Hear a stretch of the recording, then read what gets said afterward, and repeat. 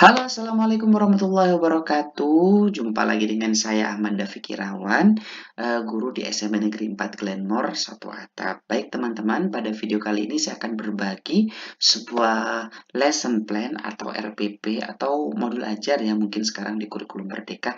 Namun ada yang berbeda nih teman-teman. Jadi di lesson plan saya kali ini, di modul saya kali ini ada yang istimewa. Apa itu yang istimewa? Yaitu peningkatan numerasi.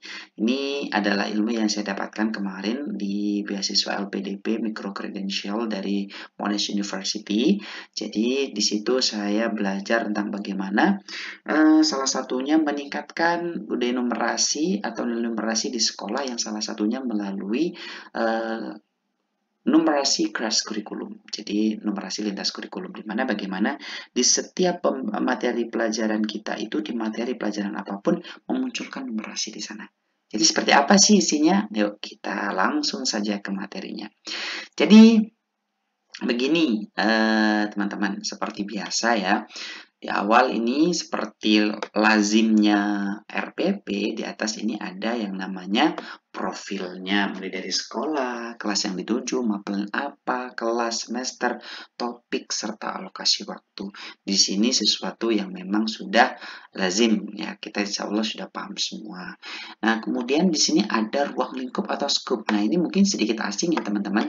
Ini saya ngambil konsep yang ada di kemarin di pendidikan itu kita mengadopsi dari lesson plan yang dari Monash University. Salah satunya ada bahas scope atau ruang lingkup. Sebenarnya tidak ada juga tidak masalah. Cuman di sini membantu pembaca agar tahu nih kira-kira deskripsi dari isi lesson plan-nya itu apa. Ini gambaran pendeknya. Jadi isi dari lesson plan ini yang pertama tentang materi ya, materi tentang sholat dan zikir yang akan saya angkat di sini, serta pentingnya praktik-praktik ini dalam kehidupan sehari-hari, serta yang paling penting saya juga memunculkan aspek-aspek matematika yang terkait dan bagaimana praktik-praktik tersebut berkontribusi pada pembentukan karakter. Nah, karena memang seperti yang materi yang saya dapatkan kemarin, salah satu pembelajaran abad 21 atau ya pembelajaran 21st century di situ dikatakan harus ada 3 aspek. Jadi numerasinya muncul, problem solvingnya muncul, critical thinkingnya muncul, dan juga ada karakter buildingnya. Nah ini jadi lesson plan-nya harapannya memuat itu semua. Nah, sekarang selanjutnya di sini ada yang kedua, ada materi inti yang diharapkan atau intent subject content. Di sini kalau di kita kayaknya ini lebih ke tujuan pembelajaran atau TP ya di kurikulum Merdeka. Jadi kita munculkan TP-nya apa. Nah, kalau umumnya kan memang ini kayaknya yang lazim di materi saya melalui pembelajaran inquiry peserta didik mampu. Nah, ini yang seperti biasa ya, memahami konsepnya, menjelaskan konsepnya mulai definisi, menghubungkan sholat dan zikir dalam kehidupan sehari-hari. Nah, ini kok ada yang merah-merah ini, sedikit informasi yang saya beri warna merah ini biar kita notice bahwa yang merah itu ciri khas dari numerasi. Nah, di sini karena waktu materi ini ada tentang sholat, jadi konsep numerasinya muncul di waktu-waktu yang ditentukan untuk beribadah, serta posisi dan gerakan dasar yang terlibat dalam melaksanakan sholat. Kita tahu ya konsep matematika itu seperti apa. Sebelumnya ya, sebelum saya membahas tentang lebih jauh, sekali lagi, ini tidak bermaksud bagaimana memasukkan matematika dalam semua mapel, tidak. Jadi ada sedikit perbedaan teman-teman, apa perbedaan antara numerasi dan matematika. Mungkin saya bahas di video yang lain ya. Di sini kita fokus numerasi. Numerasi itu ya konsep matematika dasar yang ada dalam kehidupan sehari-hari. Itulah bahasanya sementara. Jadi itu. Nah, yang kedua, karena saya menginginkan yang pertama inquiry, yang kedua melalui pembelajaran berbasis produk, peserta didik mampu membuat infografis tentang waktu sholat dan zikir, menggunakan media kreatif, serta mengunggah ke media sosial yang dimilikinya. Jadi di sini jelas ya teman-teman TP-nya apa. Selain memahami konsep itu, saya harapkan peserta didik bisa membuat produk. Nah, ini produk ini sebenarnya identik ya dengan pembelajaran kurikulum merdeka ini bagaimana bisa menghasilkan sebuah produk yang kreatif. Di sini saya membuat infografis serta mengunggah ke media sosial. Nah, ini dapat lagi di TPEK-nya yang sekarang memang lagi diharapkan pendidikan itu juga memanfaatkan teknologi pedagogikal gitu ya. Jadi teknologinya juga dapat nih nanti memanfaatkan media sosial yang kontekstual tentunya karena hampir semua peserta didik kita sekarang punya media sosial. Nah, ini TP-nya didesain sedemikian rupa bagaimana itu semua muncul di dalamnya ya. Terus kemudian, nah ini ya yang berbeda lagi di lesson plan kemarin yang saya dapatkan, bagaimana fokus keterampilan numerasinya itu juga dimunculkan. Jadi fokus numerasinya apa? Di sini pengetahuan matematika dasarnya apa? Menghitung selisih waktu-waktu untuk 5 kali sholat atau sholat 5 waktu dalam sehari berdasarkan matahari terbit dan terbenam berdasarkan lokasi geografis dan zona waktu. Nah, ini ya, pastinya di jadwal sholat itu kan ada ya teman-teman perbedaan selisih waktu misal dari sholat subuhnya di Surabaya sama di Banyuwangi, di Jember itu kan ada perbedaan. Nah, di sana bagaimana anak-anak itu peka dengan hal seperti itu dan terbiasa memahaminya. Nah, sehingga nanti anak-anak diminta untuk mengklasifikasi itu dan serta membuat infografis tentang waktu sholat dan zikir menggunakan media kreatif. Jadi nanti anak-anak juga bisa menghasilkan sebuah infografis yang menarik tentunya yang bermanfaat. Nah, nanti kan bisa tuh kalau kita tahu selisih waktunya bagaimana kalau perjalanan menggunakan pesawat atau perjalanan jarak jauh kita bisa qashar sholat dan menjamak sholat itu kita bisa terbantu dengan hal ini. Bukankah itu sesuatu yang bermanfaat atau problem solvingnya muncul? Nah, selanjutnya kontekstual ini juga dimunculkan. Konteks itu apa sih sebenarnya? Seperti kita ketahui, kontekstual itu adalah sesuatu yang dekat dengan murid, yang memang dialami muridnya. Jadi di sini nanti bisa dibantu dengan yang seperti yang saya sampaikan untuk memudahkan mereka, diberikan yang namanya jadwal sholat. Nah, itu anak-anak bisa diminta untuk bawa itu. Nah, ini ya. Dan juga nanti bisa alat bantunya menggunakan media-media yang dekat dengan peserta didik.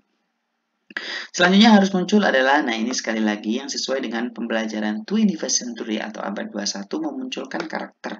Dari pembelajaran ini karakter yang diharapkan apa? Itu harus dimunculkan teman-teman. Nah di sini karena materinya tentang sholat dan zikir, jadi yang pastinya karakternya menumbuhkan kesabaran dan kedisiplinan, rasa hormat pengabdian, rasa syukur, empati, dan kasih sayang. Disesuaikan dengan materi yang memang akan kita ajarkan apa. Nah karakternya yang penting muncul di sana. Karakter buildingnya. Nah, selanjutnya adalah pembedanya lagi. Di sini memunculkan orientasi kritis atau critical thinking. Diharapkan di lesson plan itu muncul critical thinking di materi ini apa? Diharapkannya apa? Nah, di sini mendorong siswa untuk merenungkan pentingnya, untuk mendiskusikan, memikirkan. Ini sebenarnya kita belajar tentang sholat dan zikir itu manfaatnya apa sih untuk kehidupan kita? Nah, di sini dibahas. Anak-anak dipantik untuk bagaimana mereka berpikir kritis, memahami, mengkorelasikan materi ini untuk kehidupan sehari-hari mereka.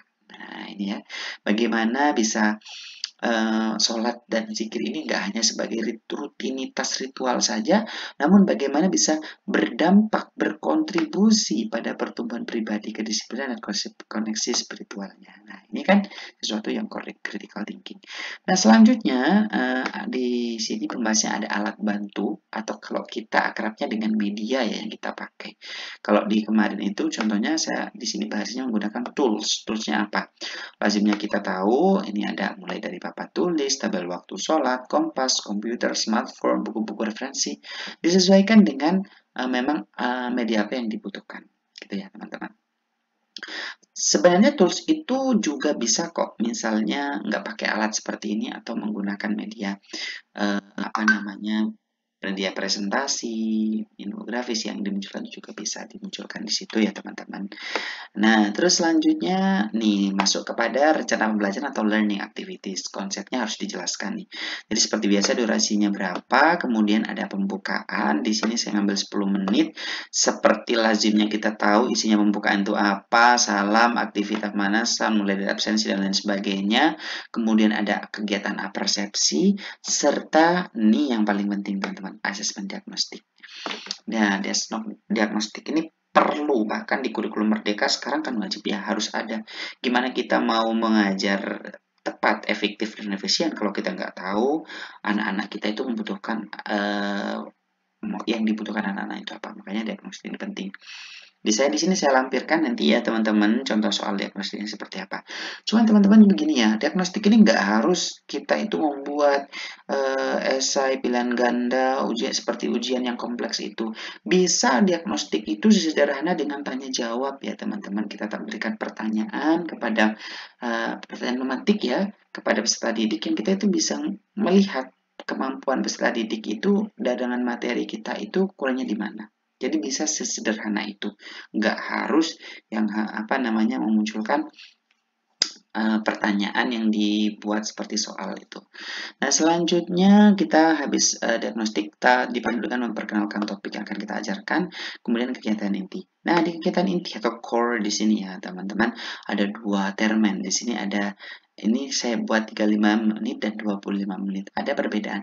Kenapa saya bedakan? Karena saya harapkan kegiatannya yang 35 menit pertama itu fokus kepada materi tentang kebutuhan mereka tentang pengetahuan konsep sholat dan zikir itu.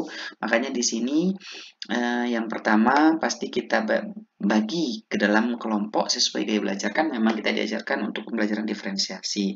Nah untuk mungkin informasi tentang diferensiasi ini lebih detailnya saya bahas khusus ya di video saya yang lain. Sini intinya kalau sudah ada kelompok kita tinggal anak-anak silakan menuju kelompok yang sudah kita sepakati atau kita buat. Nah, akhirnya anak-anak sudah duduk berdasarkan kemampuannya. Kemudian minta setiap kelompok untuk menggali atau membuat pertanyaan.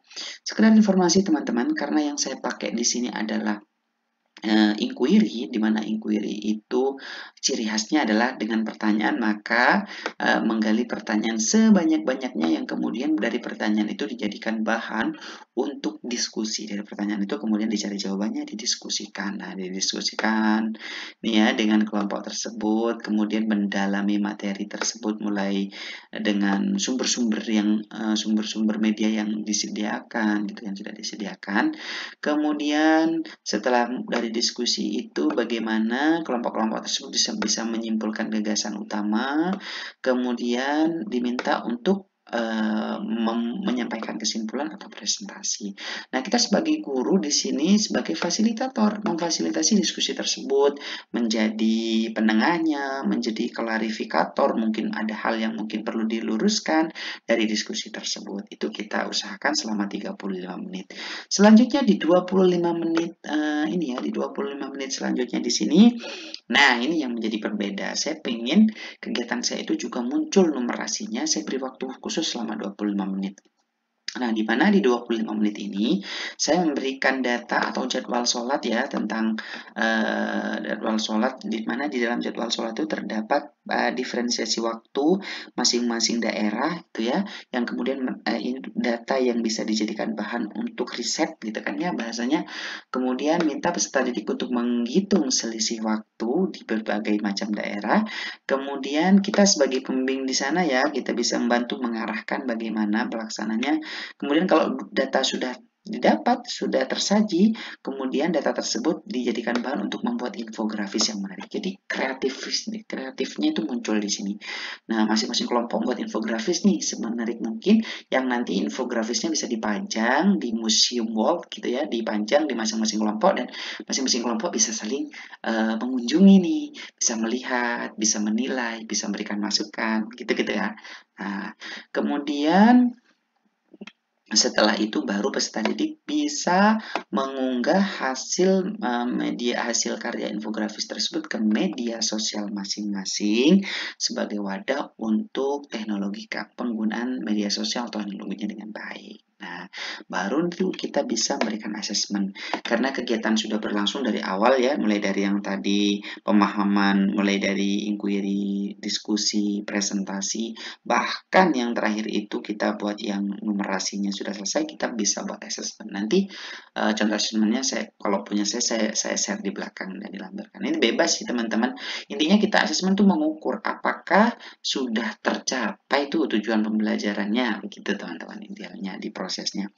Nah, setelah itu terlaksana selama 20 menit, sebenarnya nanti estimasi waktu bisa menyesuaikan ya. Kalau memang dirasa tidak cukup, ya bisa ditambah. 5 menit selanjutnya adalah kita berikan waktu khusus untuk berdiskusi tentang nilai atau karakter yang sudah muncul ketika selama proses pembelajaran. Jadi anak-anak itu harus menganalisa tadi selama pembelajaran karakter apa yang sudah didapat, mungkin kerjasamanya, kolaborasinya, atau mungkin di situ juga muncul tanggung jawabnya. Itu kita beri waktu agar anak-anak itu paham. Oh, tadi itu ada kegiatan ini ya dan ini. Jadi mereka mengalami sekaligus menyadari bahwa karakter yang muncul di pembelajaran itu apa. Nah, selanjutnya kalau itu sudah dilaksanakan, penutup 5 menit bisa tuh memeringkas poin-poin pentingnya apa, tiap kelompok menyampaikan hasil materi pembelajarannya apa, kemudian yang paling penting nih, refleksi. Bagaimana peserta didik itu mengungkapkan pengalaman yang mereka alami selama pembelajaran tadi itu bagaimana. Bagian apa yang paling menarik, bagian apa yang paling seru, apa yang paling diingat, bagaimana pendapat dengan pembelajaran hari ini, itu bagaimana peserta didik dapat merasakan itu semua, merefleksikan itu semua. Baru kita terakhir berikan asesmen sumatif, boleh dibuat penugasan rumah atau bagaimana, atau asesmen sumatifnya dari yang menarik kayak misalnya menggunakan kuisis, model dan lain sebagainya. Sekreatifnya bagaimana kita membuat pembelajaran yang menarik bagi peserta didik. Nah, itu teman-teman yang bisa saya share. Di sini ada asesmen diagnostik, ada formatif, sumatif, LKPD. Ini contoh lampiran yang sudah saya sertakan. Sesuaikan dengan kebutuhan teman-teman. Jadi itu teman-teman yang bisa dapat saya bagi, mudah-mudahan bermanfaat. Apa yang baik silahkan diadopsi, bisa ditiru. Kalau mohon maaf, manakala masih banyak kekurangan, mohon kritik dan saran. Teman-teman bisa komentar di kolom di bawah video ini. Dan juga mohon saran, mungkin teman-teman minta dibahas tentang apa yang lebih detail, bisa juga sematkan di kolom komentar. Itu saja dapat saya sampaikan. Saya mohon undur diri. Terima kasih sudah menyaksikan video saya dari awal hingga akhir. Kita ketemu lagi di video-video menarik selanjutnya. Saya Assalamualaikum warahmatullahi wabarakatuh. Sampai jumpa.